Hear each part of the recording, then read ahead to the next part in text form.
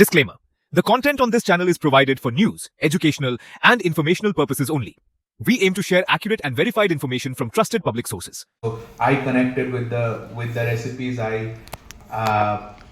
Really liked how Nishi's family's variation work, because I like cooking myself. So I go to the kitchen and I always prodded people about to show me how to make things, and how Nishi's family version differed or similar and all of that. That was very fascinating for me. So thank you very much, Nishi, for giving me that ride down the memory lane. And I would also like to invite, it's just a proposal to Nishi openly, that we want to recreate some of these family recipes and host a supper club from University Trails.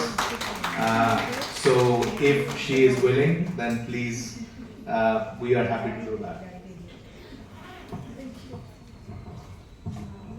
Thank you, Tathagata. And it's wonderful that you are interested in cooking, and you also mentioned the supper club. So nothing could be better. So there is no way in which you can put Tathagata into that category where he doesn't know where food is cooked. Yes? Unless it's served on the table in front of him and he says, "Eta ki." So now may I invite Ranjini, who is an expert in the area of food culture, and we would be very eager to learn about your impressions of Nishi's book, The Inheritance of Taste. Thank you, Sanjukta Di. Thank you, Nishi, for having me here. Just as Napanita had said that she has seen the making of the book, I think I also, during the pandemic, when Nishi was seeing her recipes from the Amma's kitchen, I was also part of those recipes, recreating them, because I too had a similar 10 p.m.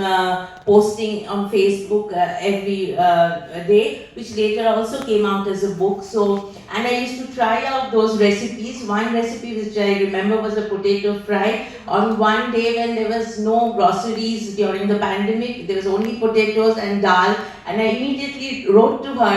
It was such a good lunch that my entire family thought that it would be, what would we eat? It was an extremely delightful lunch.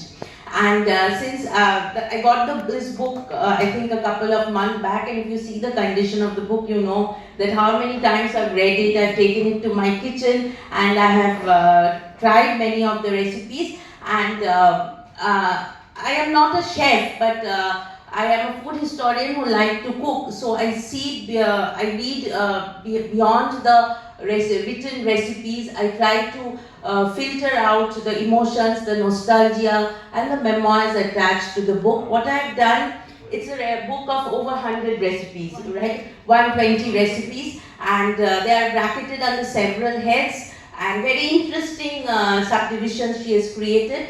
And in one word, I've simply loved the book. I've taken the book every day to my college, and it was in my staff room, and everybody came and said, "Oh, now the Telugu kitchen." So, this was part of me for the last 1 month. And what I loved, if it is in a single sentence, was the simplicity of the recipes. I think all of you will get this book, and if you try to cook them, the simplicity of the recipes and the warmth of the nostalgia from the recipes. It's when you read a recipe, you just don't read a recipe, you read a lot of things attached to that recipe. So that warmth of nostalgia and the taste of her mother's kitchen. She writes recipes from a Telugu kitchen, but I thought that it is more her mother's kitchen, her Amma's kitchen in Calcutta. And it is much, I told you, it's much more than a recipe book. Sometimes it offers a window, sometimes veiled, and sometimes very visible facets of the food culture, nuances of identity, how language, lineage, and local influences shape her family's everyday food tastes. Food culture of a migrant family is largely influenced by many things, by the climate of the newly settled area, by the access to ingredients, and then small changes creep into the traditional heirloom recipes, and they are incorporated in the everyday cooking. which bring out a totally different kind of a taste to the general accustomed taste buds.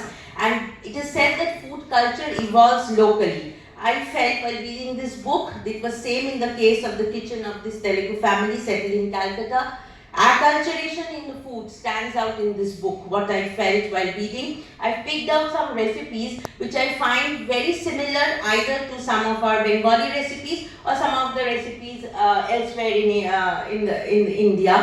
And if one reads the recipes, there's a perception that Telugu food is very hot and spicy. So if you read and if you cook some of these dishes, you are coming out of that perception. Maybe the spices are scaled down a bit for the, maybe that's acculturation also, and so it is not at all spicy. And also what I felt, I'll come to those things. So primarily it was, I found the journey of this newlywed Telugu wife coming to this city, trying to set up her own kitchen, looking around for ingredients, sometimes compromising on it, but never compromising on her vegetarian habits. And I found this very beautiful journey of her mother, of how she, from that mortar grinder to the stone grinder to the later they have this mixie. So this entire journey of the newlywed wife to the working mother who changes the kitchen. So I found it very engrossing. And first subdivision is the tiffin recipes. Now, when I saw the word tiffin we all know is this English word, what the English said about an afternoon tea. In India, the East India Company Sahibs, they called it tiffin. So I found it strange that it has travelled to Andhra Pradesh also, and maybe tiffin is a meal which is had between two main meals. So there were excellent recipes on the tiffin bracket, like the bread roll, the pesaratu, the dalia upma, the flattened rice upma, and the flattened rice mixture. It's more like a jhalmuri, the flattened rice mixture, which with some changes. And also the pesaratu, which is very typical of the Telugu cuisine. It's now this modern day dietitian's fat, which they call this green gram chilla, the protein packed chilla. So these things struck to me, and also the onion pakora. It's our piyaji. So this acculturation, this bridge is on in the book.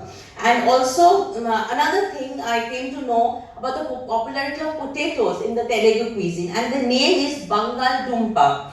Bangal meaning Bengal and Dumpa meaning root. So this potato has travelled from Bengal, maybe Orissa, it was undivided Bengal, towards the northern Andhra. And there are many names of potato in Telugu. One name is this Bangal Dumpa. So that also is a very interesting, there's a lot of, apart from memoirs, there's a lot of history also in this book. And there's many good recipes like the roasted brinjal and the bottled goat milk curry. It's like this Bangal Laudut Shukto. Only Amma uses the gram flour to thicken the slurry, and we use flour to thicken the flour slurry to thicken. So I found it very interesting how she made the bottled goat milk curry. And also the raw jackfruit curry, an interesting combination of mustard and tamarind. I intend to try it because this will be very new to our taste. And another fascinating combination with tamarind I found is one pulusu, where bitter gourd is fused into the tamarind pulp. This will be also a new taste, which I think everybody would love to have it. And also one pajdi, which is the wood apple one. It's like a kodbel makha, very interesting. So you all can try it. And among the pickles, there's a lot of very mouth-watering pickles. I like the one of the recipe of the magai. You spell it magai? Magai, yes. And it's not about the recipe, but the description of how Amma would lovingly clean the mangoes, sun-dry them, make the spice, and then assemble the pickle, and they would be around that place. This description is sheer nostalgia, as most of us have seen our mothers and grandmothers doing it. It is an art, I feel, which requires patience, precision, and a lot of unhurried time. Things which we were all short of today. I think that also is a very interesting part. So, this is also a movement into the personal space of Amma, Appa Guru, Nishi and Usha. I think the way they are brought up, the extreme synthesis of culture. So there's much into this book beyond those. বইটির ভাবনা বলতে কোভিডের সময় যখন আমরা সবাই বাড়িতে আটকা পড়ে আছি, ঠিক কি করব, সময় কাটছে না, কি করতে পারবো বুঝতে পারছি না, সেই সময় প্রচুর বন্ধু বান্ধবরা রেসিপি জিজ্ঞেস করতো। তো তখন আমি যেটা করেছিলাম, আমি ওই এতজনকে বলার, তো আমি ফেসবুকে সোশ্যাল মিডিয়াতে একটা মেসেজ করতে শুরু করলাম, পোস্ট করলাম, যেখানে আমি রেসিপি লিখলাম এবং তার সাথে আমার বড় হওয়া ওঠা নিয়ে একটা গল্প কিছু ওটা দিলাম, একটা অ্যানেকডোট আর কি। এবং ওই প্রথম পোস্টটা দেখে আমার একটি বন্ধু সাজেস্ট করেছিল যে আমি এটার ওপর আর একটু কাজ করি আর এটাকে একটা বই হিসেবে দাঁড় করানো যায় কি না। অতক্ষণ অবধি আমার আইডিয়া ছিল না, কিন্তু আমার বন্ধু যখন এই আইডিয়াটা মাথার মধ্যে ঢোকালো তখন আমি ভাবলাম যে ওয়াই নট সিরিয়াসলি এই নিয়ে ভাবনা চিন্তা করি। এবং তারপরে আমি এই বইটা মানে 2020-তে শুরু আর কি জম, তারপরে ধীরে ধীরে আমি ওই রেসিপিগুলো ডকুমেন্ট করতে শুরু করলাম। এগুলো কোথাও লেখা নেই, এগুলো হচ্ছে এবং আমার যেটা মনে হলো, এবং আমি শিওর সেটা হচ্ছে যে মোস্ট পিপল পার্টিকুলারলি যারা কলকাতায় বা ওয়েস্ট বেঙ্গলে আছে তাদের কোনো ধারণা নেই যে তেলুগু কিউজিন বলতে কি বোঝায়, রাইট? তো ওটার মাথার মধ্যে ছিল, এবং এই কিউজিনটা অনেকটা ডিফারেন্ট, সোজা সোজা অনেক কিছু আছে, কিছু কমপ্লিকেটেডও আছে। তো সবগুলো আমি তখন লিখতে শুরু করলাম। এগুলো হচ্ছে এমন কিছু খাওয়া দাওয়া যেগুলো আমাদের বাড়িতে সাধারণভাবে হতো, আমার মা রান্না করতেন, আমিও করি। সো এগুলো খুব সিম্পল জিনিসপত্র যেগুলো আমাদের বাড়িতে হয় আর কি। এবং সেটা করতে গিয়ে দেখলাম প্রায় 120টা তখন রেসিপি, এবং 120টা রেসিপির সাথে 120টা গল্পও আছে আমার বড় হওয়া কলকাতাতে, আমার এবং আমার পুরো ফ্যামিলির, মানে Pulugurtha family in Kolkata. So it talks about culture, cultural amalgamation, identity, মানে আমার যেমন আমি আমার বোন এখনো আমরা বাংলাতেই কথা বলি আর কি। মা বাবার সাথে তেলেগুতে বলতাম, কিন্তু বোনের সাথে বাংলাতে বলতাম। আমি বাংলা থেকে অনুবাদ করি actually, Bangla to English, Telugu থেকেও অনুবাদ করি ইনটু ইংলিশ। সো এই যে দুটো ল্যাঙ্গুয়েজ, দুটো আইডেন্টিটি, এগুলো খুব কমনলি আমায় আসে আর কি। এটা আমাকে বেশি ভাবনা চিন্তা করতে হয় না। তারপর রেসিপিগুলোকে লিখে আমি বিভিন্ন ভাগে ডিভাইড করেছি, যাতে যারা পড়ছে তাদের একটু সুবিধা হয় বুঝতে যে কি ধরনের রেসিপি, এবং একটা ভালো ধারণা হয় যে আন্ধ্রা ফুড, তেলুগু কিউজিন যেটা, সেটা বলতে কি বোঝায়। লোকের ধারণা বেসিক্যালি হচ্ছে সাউথ ইন্ডিয়ান মানে ইডলি দোসা, কিন্তু ইডলি দোসার ছাড়াও যে অনেক কিছু আছে, রাইস প্রিপারেশনস প্রচুর আছে, সবজি, ডাল, অনেক রকমের ডাল, বড়ি অনেক রকমের, তারপরে অনেক রকমের পাউডারস তৈরি করা হয় যেগুলো ভাত দিয়ে খাওয়া হয়। তো আমি চেষ্টা করেছি, এটা বললাম 120টা রেসিপি আছে এই বইটাতে, এবং সেকশনে ডিভাইড করা যাতে সুবিধা হয়। প্রত্যেকটা সেকশনে একটা ছোট্ট একটা লেখা আছে উইচ টেলস অ্যান অডিয়েন্স যে ওই রেসিপিগুলো কি ধরনের রেসিপি, এবং প্রত্যেকটা রেসিপির সাথে একটা ছোট আমার বড় হওয়া ওঠার গল্প আছে, রাইট? আমার বলতে আমার ফ্যামিলির। অন্য স্টেটের রান্না পশ্চিমবঙ্গের মানুষকে আপনি চেনাচ্ছেন এই। হ্যাঁ, মানে এটা হচ্ছে একটি ফ্যামিলির গল্প, একটি ফ্যামিলির বাড়ির রান্না যেগুলো তারা বাড়িতে করতো। এবং এই ফ্যামিলি 1960s-এ আমার বাবা কলকাতায় এসছিলেন চাকরির সূত্রে, এবং আমার মা বিয়ে হয়ে 1969-এ কলকাতায় এসছিলেন, এবং তারপরে তারা কলকাতায় রয়ে গেলেন, এবং রিটায়ারমেন্টের পরেও তারা কোনোদিনই ভাবেনি যা তারা ফিরবে, তাদের এটাই ওদের বাড়ি ছিল।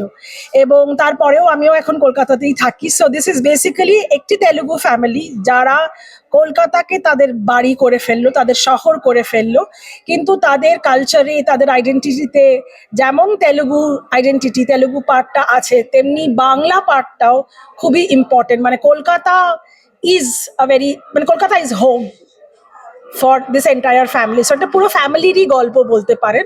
দিদি, এমন ইচ্ছা কি কোনো ফিউচারে আছে, যেমন তেলেগুর রান্না আপনি পশ্চিমবঙ্গের মানুষদের চেনাবেন, পশ্চিমবঙ্গের রান্না বা তেলুগুভাষী চেনাবেন, এই নিয়ে কোনো ভাবনা চিন্তা, বই লেখার চিন্তা ভাবনা করছেন কি? আসেনি যে মাথার মধ্যে, তা নয়। কারণ যেভাবে আমরা তেলুগু রান্না বাড়িতে করি, আমার মাও করতেন প্রচুর, মানে বাঙালি ডিশেসকেও আমরা বাড়িতে রান্না হতো আর কি। হ্যাঁ, যেমন পোস্ত দিয়ে রান্না ধরুন, কিংবা শুক্তো ধরুন, ইটস আ ভেরি কমন, মানে খুব এনজয় করতাম। সো এই আইডিয়াটা যে আসেনি সেটা বলবো না, বাট এক্ষুনি সেটা নিয়ে কোনো ভাবনা নেই, বাট ডেফিনেটলি কেন এখানে কলকাতায় বড় হয়ে ওঠা, কলকাতায় পড়াশুনো, কলকাতায় চাকরি, অবভিয়াসলি কলকাতার বাঙালি খাওয়া দাওয়া একটা খুব ইম্পর্টেন্ট অংশ আমার রান্নাঘরে, আমার মার রান্নাঘরে এবং আমাদের লাইফেও। আপনার নামটা দিদি? আমার নাম Nishi Pulugurtha. Thank you so much.